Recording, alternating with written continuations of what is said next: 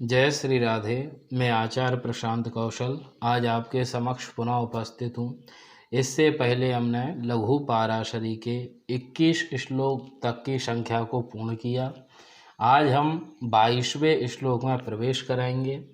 एवं अभी तक हमें बताया गया कि योग कारक ग्रह किस प्रकार होते हैं, श्रेष्ठ योग कारक ग्रह किस प्रकार बनते हैं, एवं जन्म कुंडली में राजयोग किस प्रकार बनते हैं, श्रेष्ठ राजयोग किस प्रकार बनते हैं। आज हमें बताएंगे कि योग कारक ग्रह एवं राजयोग कारक ग्रह जो बनते हैं उनमें कई बार जातक को श्रेष्ठ आदि फल की प्राप्ति नहीं होती। जैसे किसी की जन्म कुंडली में आपको योग कारक या राजयोग दिखाई दे रहा है, लेकिन फिर भी उस व्यक्ति के पास में आप देख रहे हैं कि धन संपदा की कोई अधिकता नहीं है, धन संपदा आदि उसके पास नहीं है, उसे राजयोग का फल क्यों प्राप्त नहीं हो रहा, इसका क्या कारण है। तो यहाँ पर उसी बात को स्पष्ट किया है कि राजयोग का फल क्यों प्राप्त नहीं होता, क्योंकि राजयोग जन्म कुंडली में कई बार भंग हो जाता है। इस कारण से उस राजयोग का फल जातक को प्राप्त नहीं होता। अब राजयोग भंग किस प्रकार होता है, तो इसके लिए इन्होंने एक श्लोक की अलग से रचना की है। 22वें नंबर का श्लोक है। धर्म कर्माधिनेतारौ रंध्र लाभाधिपौ यदि तयोः संबंध मात्रेण न योगम लभते नरः। इस श्लोक में धर्म एवं कर्म के स्वामियों का रंध्र एवं लाभ अष्टम एवं एकादश स्थान के स्वामियों से संबंध मात्र से योग भंग के बारे में बताया गया है। धर्म से तात्पर्य नवम भाव, कर्म से तात्पर्य है दशम भाव। यदि इन्हें यही कहना था कि दशम एवं नवम भाव के स्वामियों का एकादश एवं अष्टम भाव के स्वामी से यदि संबंध होता है तो राजयोग भंग हो जाता है, उस जातक को लाभ की प्राप्ति नहीं होती। यह स्थिति केवल 2 लग्नों में बनती है। मेष लग्न में शनि दशम भाव के स्वामी एवं एकादश भाव के स्वामी होते हैं, योग भंग हो जाता है। दूसरी स्थिति भी केवल शनि की ही बनती है। मिथुन लग्न में नवम भाव के स्वामी एवं अष्टम भाव के स्वामी होते हैं।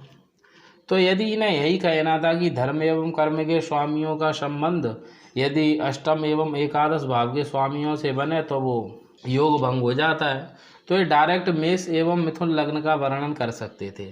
लेकिन यहाँ पर इन्होंने मेष एवं मिथुन लग्न का वर्णन नहीं किया। इन 2 लग्नों के अलावा किसी भी प्रकार का संबंध नवम एवं अष्टम या फिर दशम एवं अष्टम या फिर नवम एवं एकादश में किसी भी प्रकार का संबंध किसी लग्न में नहीं बनता, 2 लग्नों के अलावा। लेकिन यहाँ पर हमें समझना होगा, ग्रंथकार का जो आशय है वो यह है कि धर्म यानी नवम भाव से सभी त्रिकोणों का ग्रहण करें, कर्म यानी दशम भाव से सभी केंद्र स्थानों को समझें।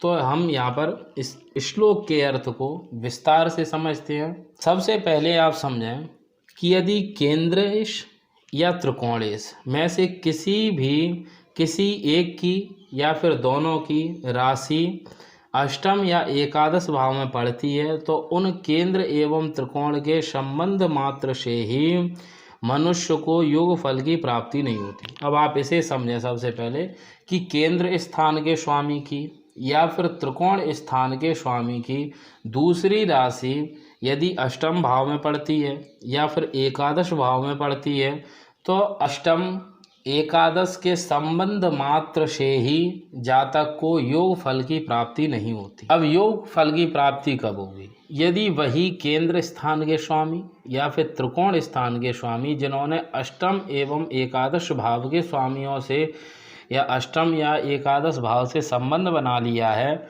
यदि वही केंद्र एवं त्रिकोण स्थान के स्वामी यदि साथ में अन्य किसी त्रिकोण या केंद्र स्थान के स्वामी से यदि संबंध बना लेते हैं तो फिर जातक को योग फल की भी प्राप्ति होती है। अब इन दोनों को मैं आपको एक उदाहरण से समझाता हूँ।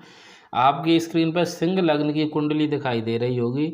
सिंह लग्न की कुंडली में मीन राशि अष्टम स्थान में पड़ी है, तो त्रिकोण स्थान के स्वामी की दूसरी राशि अष्टम भाव में पड़ने से वो अशुभ हो गई, यानी योग भंग हो गया। दूसरी स्थिति देखें यहाँ मेष लग्न में दशम भाव के स्वामी होते हैं शनि और शनि की दूसरी राशि जाकर पड़ गई एकादश भाव तृष्णाय स्थान में पड़ गई।